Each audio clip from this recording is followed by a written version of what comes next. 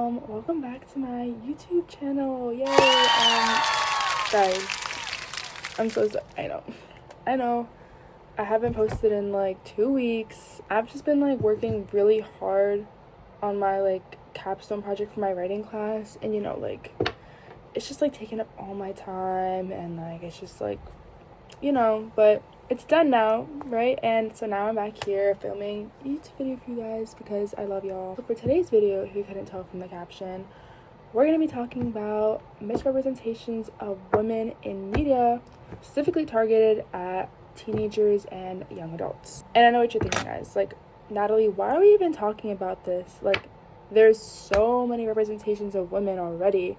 And like, why don't we just like make a movie, just put like 2 random female characters with absolutely no depth and just stick them together, like, have them build the house and just make them have like a conversation for 5 minutes about men so that it passed the Bible test.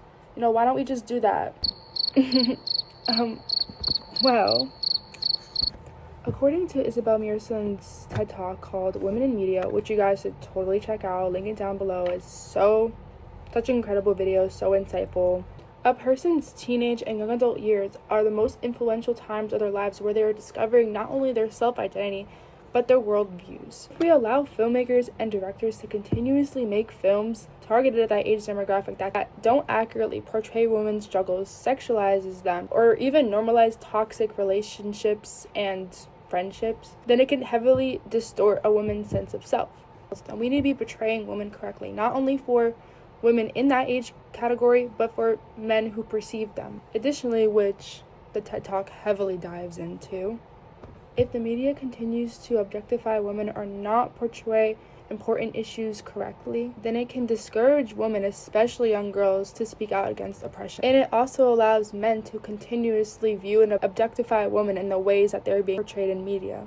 So therefore, we need to continuously address misrepresentations of women in media, especially medias that are targeted audiences like me. I'm 19 years old, and we need to continue to criticize them so that filmmakers and directors feel pressure to represent them correctly, and through research, or even just allowing women in the writer's room to accurately portray the women that they were writing about.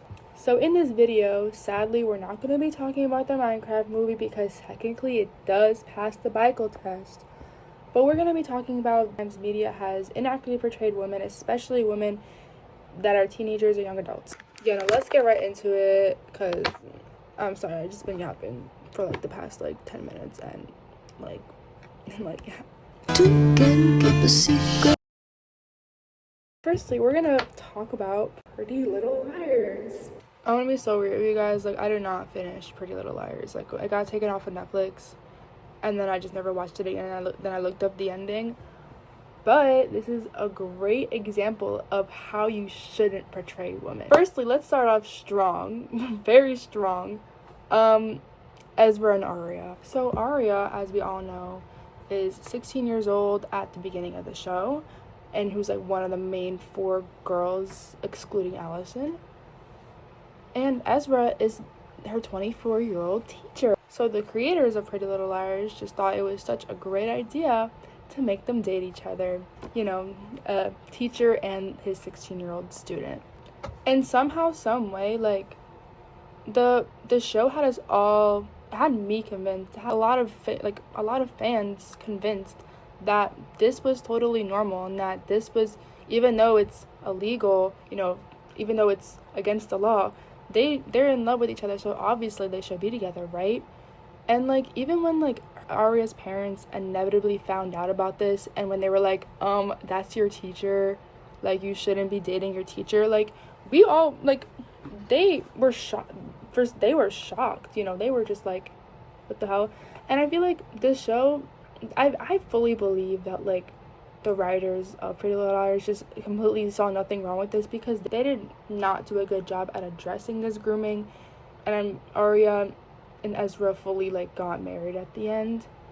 So not only is this problematic for the show in general to portray, but it fully like just normalizes the fact that a teacher was dating his student, which, if they're normalizing this in the show, then those teenagers and young adults watching it will also think it's normal and also not see anything wrong with it if it's happening to them in person. Completely romanticized it, like fully showed like sex scenes and like fully made it this like whole cute romantic relationship when in reality it's grooming, and they did not address that at all. Or if anything, they're gonna like even want it themselves, because if they see like this like, oh, this cute little relationship, it's just so not a good portrayal for a romantic relationship. And that's just the example of Pretty Little Liars normalizing inappropriate relationships, but they also like throughout the show just consistently sexualize these young high school girls. They do this by like dressing them in revealing clothing that's like wouldn't be acceptable for high school settings. And according to Chelsea Shea Ennen's article on the female gaze, this repeated sexualization sends harmful messages to young viewers, normalizing the idea that young women's value lies in their appearance and romantic desirability rather than their intelligence, character, or personal growth. And even though the show was very entertaining, like I was definitely entertained. Now! Get out! When I was watching it with my mom and watching all the stuff that happened, we have to recognize that this is not an accurate portrayal of women or like how women should be viewed by the world, and how this constant objectification of teenage girls within these shows should be stopped, or else young girls watching these shows will have their entire worth just based on their appearance. Even though it was like a very interesting show, it's important that like we continue to criticize the faults of it so that filmmakers know that they should not be doing this. Moving on from Pretty Little Liars, we're gonna be talking about actual good representation of women in media. Oh my god, you guys! And now we're gonna be talking about Legally Blonde. Yay! Legally Blonde is a great example of a movie that accurately and positively reflects women, especially young adult audience. Legally Blonde challenges traditional stereotypes about women by showing that femininity, intelligence, and strength are not mutually exclusive. The main character, Elle Woods, starts off by being judged by purely her looks and bubbly personality, and she is seen as superficial and underestimated by everyone around her. There is a scene at the beginning of the movie showing her at a store with her friends trying to buy a dress, and the store clerk tries to scam her by selling her a dress at full price when it is on sale. Elle immediately clocks her by saying, oh, like, I already know this dress, I saw it last year, immediately showing her intelligence and how she is widely underestimated by the people around her because of the way she looks and because of her femininity and the giving into like the dumb blonde stereotype. The film shows that she refuses to change who she is to fit others' expectations. She proves that women can be both fashion-loving and academically brilliant, ultimately succeeding at Harvard Law School through hard work, intelligence, and staying true to herself. Importantly, the film promotes female empowerment. Elle doesn't compete with other women for male approval.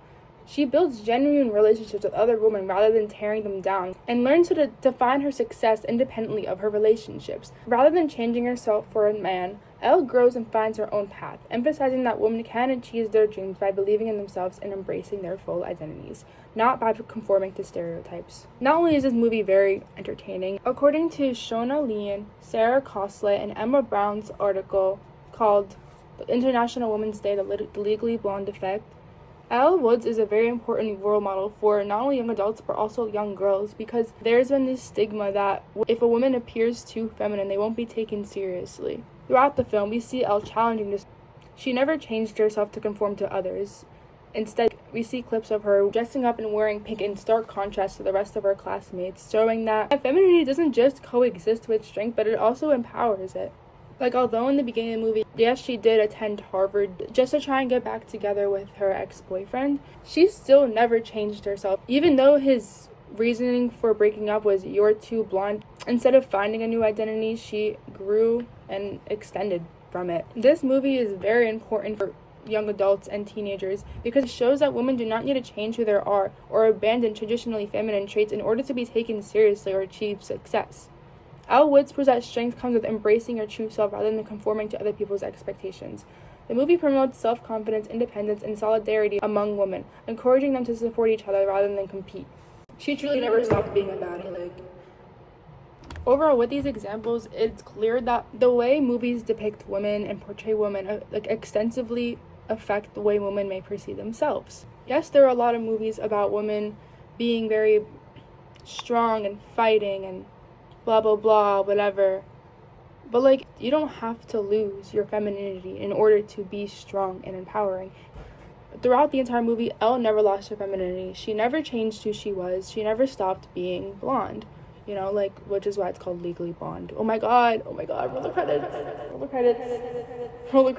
Wow. Title drop. Wow. As young people continue to form their identities and worldview, it is essential that they are equipped to think critically about the media they engage with.